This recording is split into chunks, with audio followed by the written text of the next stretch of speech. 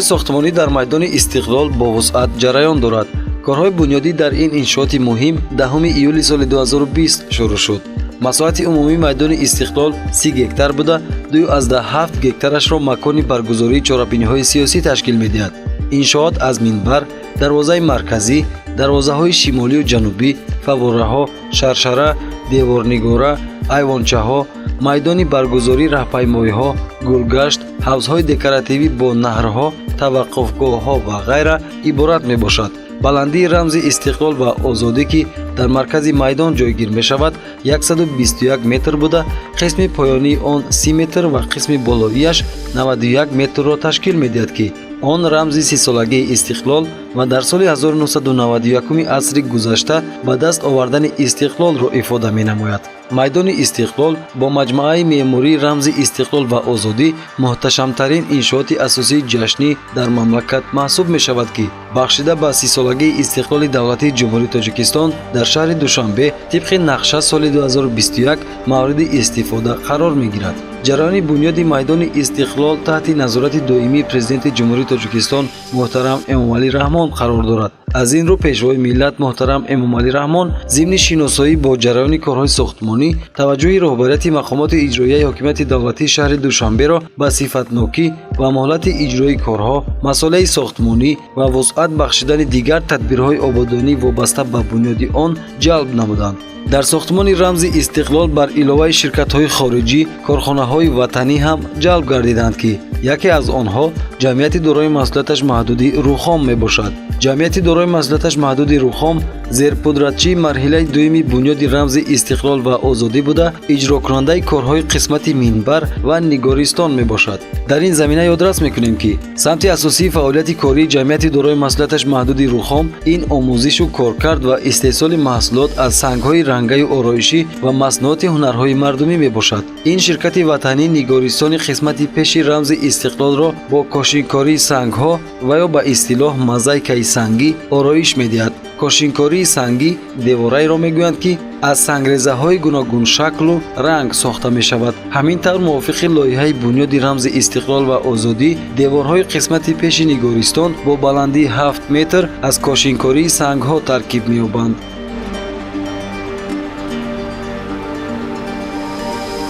вобаста ба сохтмони иншооти майдони Истиқлол мақомоти иҷроии ҳокимияти давлатии шаҳри Душанбе фармоиши сохтмони ҳамин иншоотро доданд ва дар ин ҷо вобаста ба тавсияи роҳбари давлат ва шаҳрдорӣ дар сохтмони нигористон ки он аз мозаикаи сангии сангҳои ватанӣ сохта мешавад, яъне гӯем ки интихоб сари корхонаи мо қарор гирифт ва ҳамин сабаб гардид ки коргаронро нигоҳ дорем ва фармоиш ки шуд албатта маблағгузорӣ шуд ва хурсандбахш аст ки мо на танҳо яъне коргаронро нигоҳ доштем, балки коргарони нав ҳам гирифтем. худи ҳамин сол ҳам 14 нафар мо коргаронро ба кор таъмин кардем ва дар сохтани ҳамин мозаикаи сангӣ ҷалб намудаем.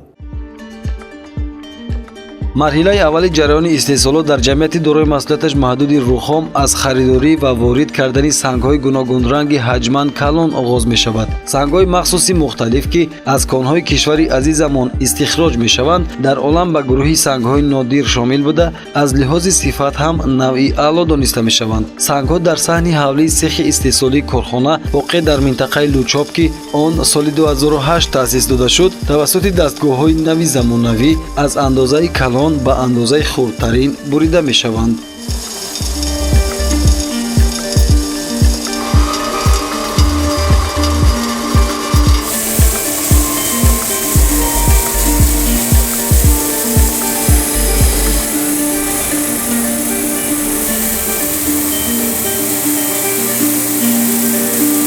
ҳамин тавр сангҳо бо дандонаҳои оҳанин аз рӯи сантиметрҳои муайян бурида мешаванд. сангҳо баъди буридан ин шаклро мегиранд, аммо ин ҳолат ҳанӯз шакли тайёр нест. корҳои суфтакуниву сайқалдиҳии санг, молидани ширеш ва хушк кардани он аз марҳилаи дигари ҷараёни истеҳсолот ба шумор меравад. ҳама ин дар асоси ангорае ки пешакӣ нақша ё ки ангорае ки пешакӣ тасдиқ шудааст, дар асоси ҳамун бояд ки мо вобаста ба ҳамун ранги табиии сангҳоро интихоб кунем, бурем ва ба устоҳои кошинкор пешниҳод намоем. Устоҳои кошинкор бошад аз рӯи ангора сангҳоро дар дастгоҳҳои бо хурдтари сангбурии майдабур онҳоро мебуранд ва онҳоро васл менамоянд. аввал азбаски иншоот дар берун аст ва бояд ки ҳазорсолаҳо нигоҳ дошта шавад. дар болои конструксияи металлӣ боз маводи серанитиро мо тахт мекунем ва дар болои вай вобаста ба нақш ва ранг аз тарафи устоҳо бурида мешаванд ва васл карда мешаванд. баъд ба ин махсус маҳлули часпандае ҳаст ки ба он илова карда мешаваду баъди маҳлули часпанда гӯем ки баъд протсесси тозакунӣ, полишдиҳӣ ва гӯем ки ҷилодиҳии он мегузарад ки баъд ҳамун гӯем ки як қисмати маҳсулот тайёр мешавад. азбаски баландиш то 7 метр асту зиёда аз 225 метри квадратӣ ҳаҷми ҳамин нигоростон ки ҳаст бо қисматҳои муайян чида мешавад, баъд дар ҷояш васл карда мешавад.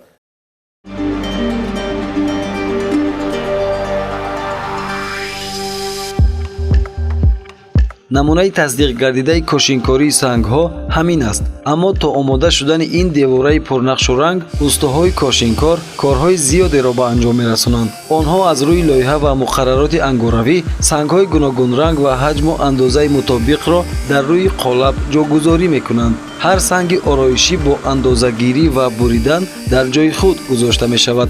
дар ин коргоҳ мозаикаи флорентӣ муваффақона истеҳсол карда мешавад, зеро устоҳои кошинкор дар ин ҷода таҷрибаи зиёда аз 10-солаи корӣ доранду масъулияти кории худро бо меҳру муҳаббат ва саҳм гузоштан дар ободии як иншооти ватан иҷро мекунанд. роҳбарияти ҷамъияти дорои масъулияташ маҳдуди Рӯхом барои дар муҳлати муайяншуда омода намудани кошинкориҳои сангии берунӣ дар 2 сехи истеҳсолӣ 48 нафар устоҳои бо таҷрибаи кошинкорро ба кор ҷалб карданд.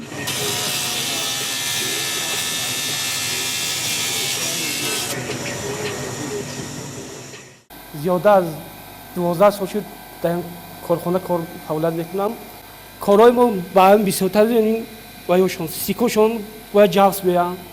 ин кор аҳад нозук мебошад. диққати ҷиддӣ додан дар кори ин кор. баъд намудҳои санга эътибор додан дар кор. мехи санга мемонем, хат мекашем, бояд ҳамин хатомо рост биёянд. ба иро мегирем мебурем.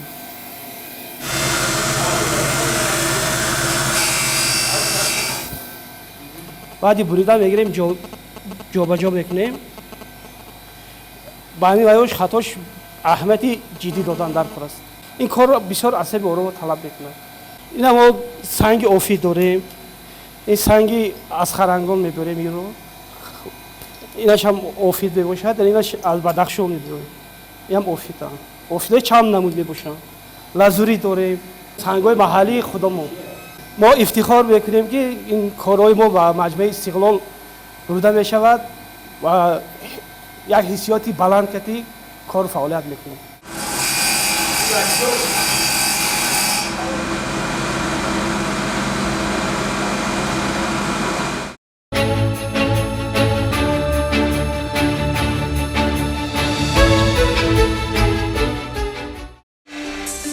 аз соли 2011 парки дастгоҳии ҷамъияти дорои масъулияташ маҳдуди Рӯхон бо дастгоҳҳои нави замонавӣ муҷаҳҳаз гардонида шуд ва ин раванд имрӯз ҳам ҷараён дорад. ин аст ки дар сехи дигари истеҳсолӣ мутахассисони маҳаллӣ кошинкории сангҳоро бо сифати баланд ва бо суръат иҷро мекунанд. ашёи истифодашаванда дар омода кардани кошинкории сангҳо 100% коркард карда мешавад. резасангҳои хурдтарин дар дастгоҳҳои махсус бурида шуда ба нав ва шаклҳо тақсим карда мешаванд. дар ҷамъияти дорои масъулияташ маҳдуди Рӯхом усулҳои махсуси технологияи коркарди сангҳо ба роҳ монда шудааст. дар коркарди ашёи сангҳои ранга корхона дар истифодабарии комплексии онҳо муносибати махсусро ба кор мебарад. аз сангрезаҳои ҳар кила сохта мешавад. аз рӯи схема ҳаме аз рӯи нақша ҳамина ҷобаҷо кардем. баъд ширеш карда мешавад, барои ки аз санго дошта шавад. ширеш карда мустаҳкам дара. хоб баъд ҳамин хел ба шакли умумӣ иноро ширеш мекунем.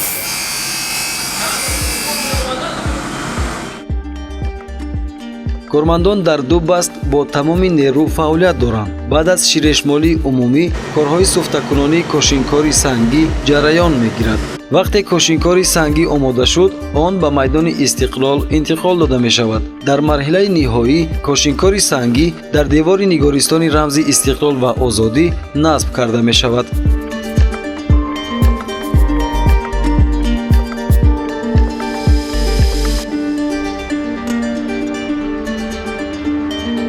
тамоми қувваи корхона ба он ҷалб карда шудааст ки дар муҳлати муайян гардида то гӯем ки 1 июли соли 2021 сохта дар ҷояш васл намудани мозаикаи сангиро мо ба идмом расонем. Албатта хурсандиябахш он мешавад ки бо дастгирии кормандони мақомоти иҷроии ҳокимияти давлатии шаҳри Душанбе мо албатта аз ӯҳдаи ин кор мебароем ва фикр мекунам ки ҳамин масъули дасти устоҳои мо ҳазорсолаҳо мемонад ва сабаб мегардад ки корхонаи мо дар заминаи дар минбаъда сохтани ҳамин гуна гӯем ки мазакаҳои сангии берунӣ яъне ки боз таҷриба ва фармоишҳо мегирад ва корхона рушд ҳам мекунад. ҷамъияти дорои маслиҳаташ маҳдуди Рухом соли 1994 таъсис ёфта, солҳои 2000 ва 2010 аз навбақайдгириро гузаштааст. маҳсулоти асосии истеҳсолии корхона ин муҳра, гарданбандҳои гуногун, дастпона, гӯшвор, овеза барои калидҳо, шамдон, гулдон, ҷиҳози рӯи миз, шоҳмот, мусаввараҳои гуногун ва дигар маснуоти молҳои армуғонӣ мебошад. хурдтарин хокаҳои санг барои тайёр намудани мусаввараҳо истифода бурда мешавад. сангпораҳои рангоранг ҳамзамон барои пур кардани аквариумҳо ва гулҳои декоративӣ истифода бурда мешавад. ҳарчанд ҳаҷми истеҳсоли маҳсулот дар ин корхона соласол афзоиш меёбад, вале аз моҳи марти соли 2020 то инҷониб бинобар сабаби паҳншавии бемории сироятии коронавируси навъи COVID-19 дар миқёси олам, баста шудани марзҳо, маҳдуд шудани сафарҳои сайёҳӣ ва қатъ гардидани муносибатҳои иқтисодию бозаргонӣ, фурӯши маҳсулоти ороишию армуғонӣ хеле кам шуд.